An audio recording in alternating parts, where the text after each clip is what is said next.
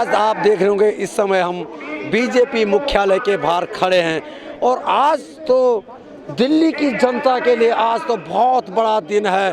27 साल का सपना अधूरा आज दिल्ली की जनता ने बीजेपी की झोली में डाल दिया पूरा। सर जी नमस्कार।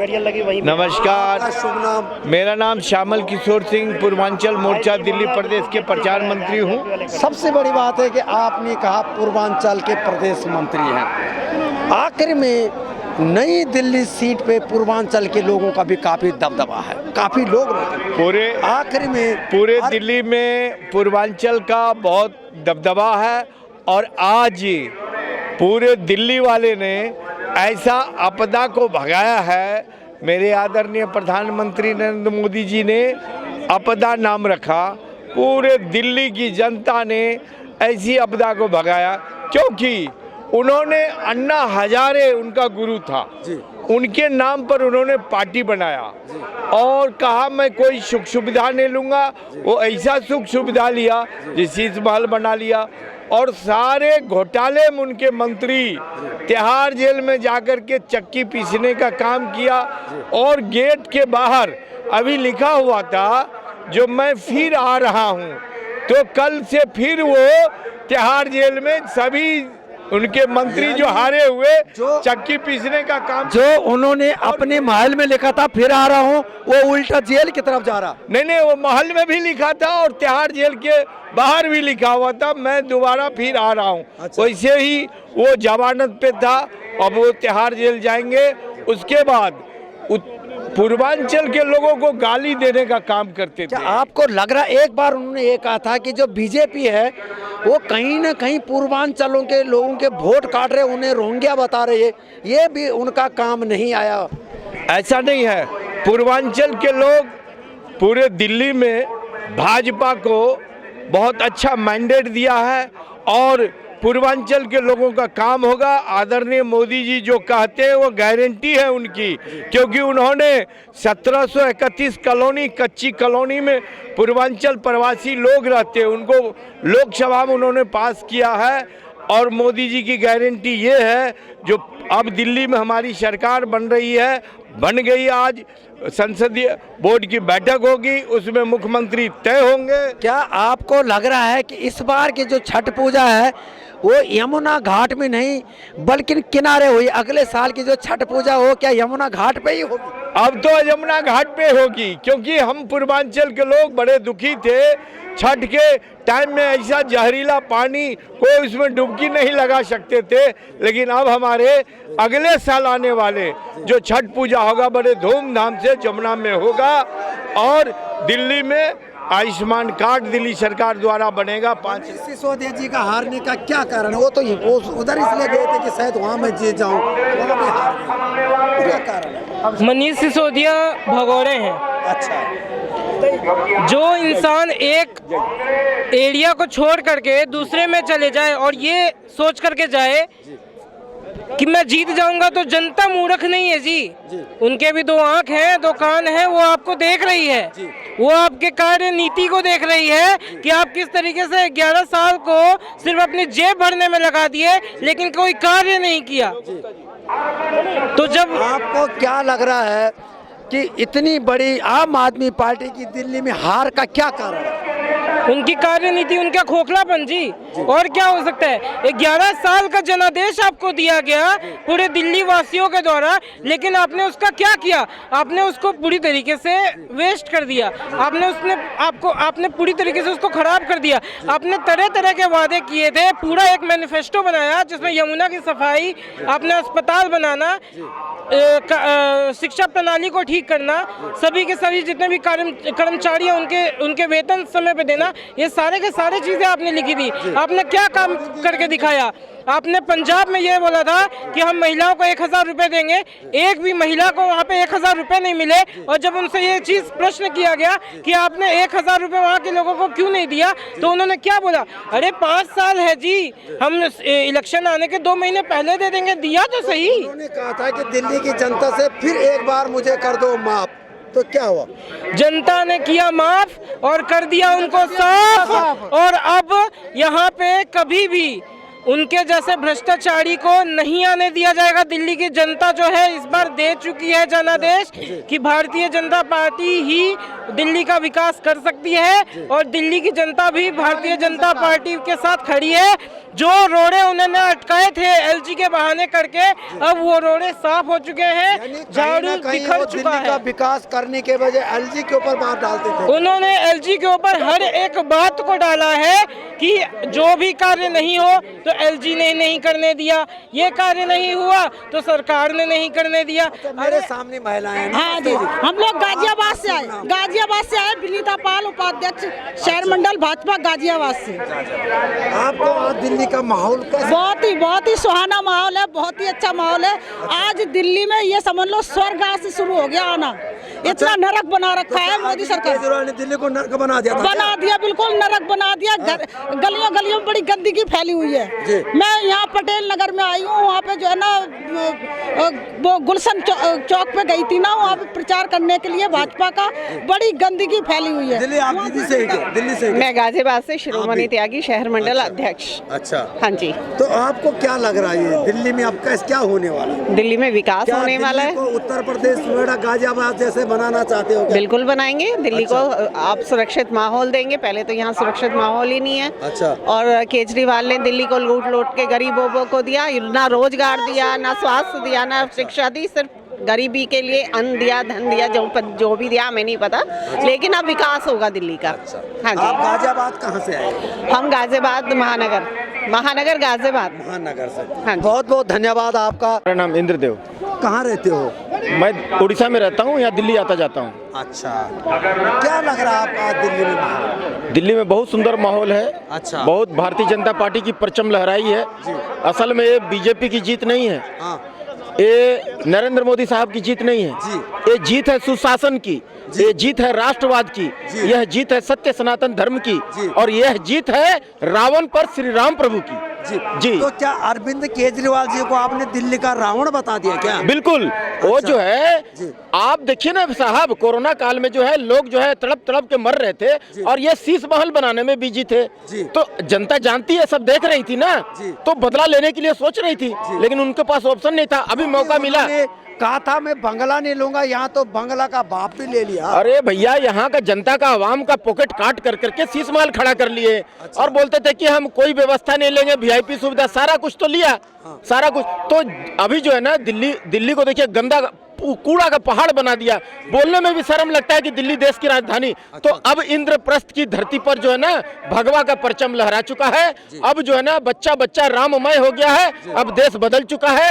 ये नेहरू वाला पुराना इंडिया नहीं है, ये मोदी वाला नया भारत है। घर में घुस के मारता है। तो ये जान जाइए। वाह, क्या नाम है आपका? अरशद खान। असद खान भाई जी बिल्कुल बिल्कुल। बड़ी चमक धमक चेहरे। बिल्कुल बिल्कुल चमक क्यों नहीं होगी? क्या बात क्यों है? नहीं होगी? देश का शक्तिशाली प्रधानमंत्री है असद खान भाई। बिल्कुल। आप कहाँ से हो? दिल्ली ओखला। वाह, ओखला। क्या बात है, आपने तो पूरी दिल्ली अरविंद केजरीवाल को कर दिया खोखला। बिल्कुल, मुसलमानों ने वोट दिया है बीजेपी को, मुसलमानों ने वोट दिया है चुनाव में। जो गुमराह था मुसलमान वो प्लेटफार्म पर आ चुका है। देखिए, प्लेटफार्म नहीं था अच्छा मुसलमानों के पास। ओवैसी का प्लेटफार्म हमें मंजूर नहीं, केजरीवाल का हमें मंजूर नहीं, हमें राहुल गांधी का मंजूर नहीं। हमारे 70, 80, 75 साल। मोदी जी के ऐसी कौन सी नीतियां हैं जो आप इन पे प्रभावित होके और साथ साथ चलने का काम करते हैं? कोई ऐसी एक बता दो जो ना की हो। या तो मोदी जी ने 2014 से लेकर अभी तक ये कहा होगा मुसलमानों का लाल होगा कार्ड और हिंदुओं का अलग होगा, ऐसा कुछ नहीं कहा। अच्छा। उन्होंने ईमानदारी के साथ, सबका विकास के साथ उन्होंने काम किया है। और आज फख्र से कह सकता हूँ, मैं देश का मुसलमान हूँ और फख्र से कहता हूँ हमारे देश के लिए मोदी जी ने जो किया है शायद वो कोई नहीं करना तो कांग्रेस ने किया, इसलिए 70 से बाहर है कांग्रेस। आखिर में जिन मुस्लिम वोटरों को अरविंद केजरीवाल जी कहीं ना कहीं भ्रमित करते थे कि बीजेपी आएगी, ये करेगी, वो करेगी, झुग्गी तोड़ देगी, झोपड़ी तोड़ देगी, बेघर कर देगी, तुम्हारा घर का खर्चा बढ़ जाएगा, आपका क्या संदेश है? देखिए, ये वो इंसान है जो किसी का कभी भला नहीं कर सकता। इसके बकाए में हम मुसलमान आए थे जब जब ये आया था खंबे पे चढ़ के लाइट लगाता था, खंबे पे चढ़ के झूठ बोलता था।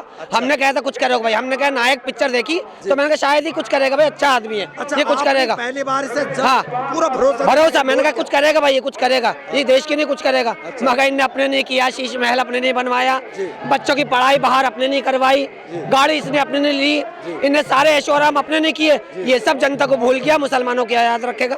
ये तो कहते हैं कि आरएसएस का नाम खुद लेता और आरएसएस के मोहन भागवत जी को ये लेटर लिखता है। अच्छा, हमें मुसलमानों को डरा था आरएसएस से, हमें मुसलमानों को डरा था बीजेपी से, और फिर ये पिट्ठू होके आरएसएस को, मुखिया जी को उनको लिखता है पत्र के मुझे बचाइए, मुझे करिए, मेरी कोशिश कीजिए। ये चालू आदमी है। हारने का क्या कारण है? ये इसकी जो अपनी नहीं, सिसोदिया भी हार चुका है जंगपुरा से। देखिए इससे बड़ी, सबसे ज्यादा मुस्लिम इससे बड़ी क्या शर्म होगी कि ये मुखिया था, हर चीज का मुखिया, जो घर का बाप हार जाए तो फिर उसकी बेट औलाद कहाँ जाए। अच्छा। ये साख इसकी खत्म हो चुकी, इसकी जड़ पेड़ जो है वो सूख चुका। अच्छा। और इसको दिल्ली की जनता ने, बहनों ने मिलकर तेरी हमें कुछ नहीं चाहिए। मनीष सिसोदिया जी को जंगपुरा इसलिए ले गए थे कि वहाँ मुस्लिम फैक्टर ज्यादा था। मुस्लिम फैक्टर ज्यादा था। फिर मनोज सिसोदिया को क्यों यहाँ से क्यों आना पड़ा? जंगपुरा क्यों आए भाई? आप अच्छे थे तो लड़ते भाई। अच्छा, आप लक्ष्मीनगर में लड़ते। कई लोगों के दिमाग में देखिए सबको दिमाग में था, इन्होंने खुद ही धराशायी खुद हुए हैं अपनी करतूत। भाई शराब, तुम तो अच्छे थे,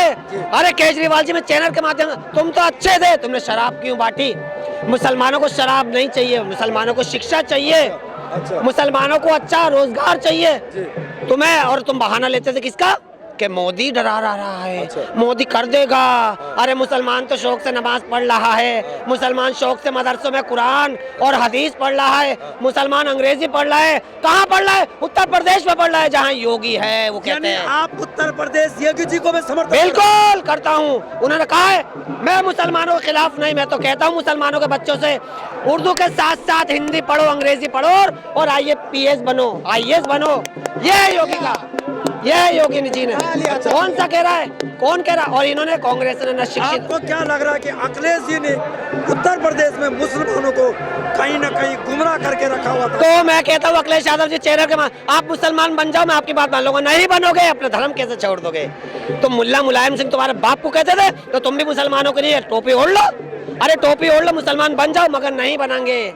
इनकी रगों में भी वही खून है जिन्होंने बाबरी मस्जिद को तोड़वाया और बाबरी मस्जिद के लोगों पे सब पे इन्होंने। हम तो बाबरी मस्जिद के फैसले से खुश है और हम कहते हैं मोदी जैसा देश में शक्तिशाली अगर आदमी है पहले से होता तो आज मुसलमान पागल परेशान ना होता, मुसलमानों की बहनें दर दर ठोकरें नहीं खाती। अखिलेश यादव जी ने उत्तर प्रदेश में जो मुस्लिम बच्चे हैं उनको कहीं ना कहीं से इंग्लिश, विज्ञान, भूगोल से दूर रखो, मदरसों में पढ़ने को क्या मजबूर किया? इनके बाप की शुरुआत है। मदरसों में अगर ये कहते कि मदरसों में उर्दू पढ़ी जाती, मैं पढ़ता हूँ, कुरान भी पढ़े, मगर कुरान के साथ साथ अंग्रेजी तालीम क्यों नहीं होगी? अच्छा, वो योगी जी ने कह रहे कि मत करो, वो कहते हैं कुरान भी पढ़ो, उर्दू भी पढ़ो, फारसी भी पढ़ो, मगर तुम अंग्रेजी तो पढ़ो। बाहर इंग्लैंड में जाएंगे मेरे बच्चे, कैसे पढ़ेंगे? अंग्रेजी तो कैसे बोलेंगे? मोदी जी ने पहले कहा था एक हाथ में कुरान तो एक हाथ में। बिल्कुल बिल्कुल। देखो अब हमें गुमराह करने वाले बहुत थे, मगर हमने अब देखा सब गुमराह करने वाले। आप मुस्लिमों के लिए क्या मैसेज देना चाहते हैं? मैं मुसलमान भाई से कहना चाहता हूँ, देखो गुमराह बहुत हुए, 80 साल हो गए। कभी कोई किसी रंग में, कभी कोई को टोपी ओढ़ के, कभी ओवैसी आ रहा, तो कभी केजरीवाल आ रहा, तो कभी राहुल गांधी आ रहा, तो कभी लाल टोपी वाला अखिलेश यादव आ रहा। मुसलमान भाइयों से इतना ही कहना चाहता हूँ चैनल के माध्यम से कम अब हम सुधर जाएं। जो हम जिसको वोट भी नहीं देते वो हमें छत दे रहा है पक्की, जिसको हम खुद वोट भी नहीं देते वो हमें एक 2500 रुपए देने वाला है, जिसको हम कुछ नहीं देते वो हमारे बच्चों को अच्छी दिल्ली के अंदर रोजगार और स्कूल बनाएगा, उसका नाम है मोदी। कम से कम अब तो जाग जाओ, अब तो जाग जाओ, अब तो जाग जाओ, अब तो जाग जाओ। जय माता की। अरे भगवान का नाम ले लो। मैं राम का नाम क्यों ना लूं? मैं 5वीं क्लास में था, मेरी माँ मुझसे कहती थी क्या आ रहा है पेपर में, मैंने कहा अब रामायण मुझसे बताइए कि रामायण को याद करो। भगवान श्री राम ने कितने साल का बनवास, तो हम 5वीं क्लास में थे तो हम सारी रात याद करते थे भगवान राम ने 14 साल का बनवास काटा भगवान से। तो ये हमारे तो रग रग में है और आज हम भगवान का नाम ले रहे हैं तो चिढ़ा रहे हैं, इनको चिढ़ हो रही है। कैसे मुसलमान है कि ये आप इनके बहकाए में ना आए। ये वो ऐसे कहता। मोदी जी भी देखे होंगे कहीं ना कहीं मजारों पे जब जाते हैं तो चादर। देखिए मोदी जी की चादर जाती है अजमेर वाले पापा है जिनके हम मुरीद हैं, जिनको हम मानते हैं अजमेर वालों को। वहाँ पे अजमेर वालों की हर साल चादर मोदी जी 10 साल लगातार जब से वो प्रधानमंत्री बने, और उससे पहले जब वो प्रधानमंत्री नहीं थे तो वहीं से जाती थी जहाँ के वो निवास के, गुजरात से अजमेर की चादर जाती थी। तो ये सिर्फ भेदभाव कांग्रेस ने पाला, कांग्रेस ने दिया, कांग्रेस का जहर वो हमारी रगों में था, मगर हमने गोली खाई है मोदी वाली। आपको ये लग रहा है हमारी मोदी वाली गोली नहीं भाई साहब, मैं कहना चाहता हूँ बातों में गुमराह नहीं हमें नहीं होना, हमने मोदी वाली गोली खाई है। हमें शिक्षा चाहिए, मोदी की गोली में शिक्षा भी है, रोजगार भी है, अपने वतन से मोहब्बत भी है, अपनी मस्जिदों में नमाज की नहीं है, ये मोदी की गोली में। कांग्रेस की गोली में जहर था, कटो मरो भटो, ये हिंदू ये मुसलमान, ये कांग्रेस की नीति और नियत में था। मगर मोदी जी अभी देखो भाषण दे रहे हैं, उन्होंने कहा ये दिल्ली सबकी है, सबकी है, सबके बाप की है, और दिल्ली ये सब नौजवानों की है। हर किसी को रोजगार, हर किसी का बच्चा स्कूल में पढ़े और शिक्षित बने। आखिर में अरविंद केजरीवाल जी ने एक भाषण दिया, क्या मैं दिल्ली का मालिक हूँ, कहाँ चले गए? देखो, जो पुरानी कहावत है कि घमंड तो ना रावण का रहा ना कंस का रहा। और जो अरविंद केजरीवाल ने शीश महल बनवाया था, जैसे सोने की लंका रावण ने बनाई थी, और उसमें दिल्ली के चीफ सेक्रेटरी को बुला के अपने गुंडों से पिटवाया, एक महिला का चीरहरण किया जो इनकी राज्यसभा की मेंबर थी, स्वाति मालीवाल। स्वाति मालीवाल। आपने देखा कि पिछले 6 महीनों से स्वाति मालीवाल ने बिल्कुल जंग छेड़ी हुई थी। नारी और महिला शक्ति, गंगा का यमुना का पानी ले जाके उसके घर का के फेंकना, क्या कहीं ना कहीं उनके जो सपने थे वो पूरे हो गए? देखो, हमारे यहाँ कहा गया है कि नारी देवी का रूप है, नारी को छेड़ेंगे तो और उसको छेड़ेंगे तो वो छोड़ेगी नहीं, और वही रूप स्वाति मालीवाल ने ले लिया, और वो यमुना का बिजली उठा के, और कल भी सारे उसमें इसके घर तक गई है, चाहे उसको पुलिस ने रोका ये कि, और उसका श्राप लगा इसको केजरीवाल को, और केजरीवाल दिल्ली से साफ हो गया। ये लग रहा है कि जो स्वाति मालीवाल के साथ इन्होंने अपने हाउस में मार पेट के कहीं ना कहीं एक नारी का श्राप लगा, नारी का श्राप लगा। उससे एक चीज और एक्सपोज हो गई, जो ये ठेकेदार बनता था कि मैं दिल्ली में इतने मैंने सीसीटीवी कैमरा लगाए हैं, जब दिल्ली पुलिस वहां पहुंची उन्होंने कहा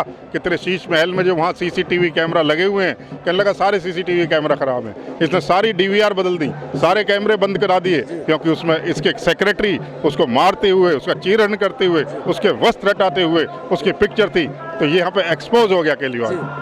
तो मोदी जी के कहीं ना कहीं इसे कुमार विश्वास भी कहते हैं आज, कि कहीं ना कहीं गुरु का शराप तो लगता है। देखो, कुमार विश्वास जैसे आदमी को, प्रशांत भूषण जैसे आदमी को, शांति भूषण जिन्होंने सबसे पहले 1 करोड़ रुपए का दान दिया था इस पार्टी को, संतोष हेगड़े और जितने अच्छे लोग थे उनको इसने इसकी लैंग्वेज क्या थी। क्या लग रहा होगा आज के दिन? आज के दिन वो प्रसन्न हैं। एक दिल्ली से एक ऐसे झूठ की और लूट की सरकार खत्म हुई है, जो कहकर कुछ आया था, लंबी पैंट, चौड़ी कमीज, 10 रुपए का पेन, और उसके अलावा शीश महल में जब सोने का कमोड़ बार। तो ये आपको लग रहा कहीं ना कहीं अरविंद केजरीवाल ने जो बोलते थे कि मैं दिल्ली का एक मालिक हूं, वो जनता ने बता दिया कि दिल्ली का मालिक आप नहीं, दिल्ली की जनता मालिक है, जनता ही मालिक है। धन्यवाद आपका।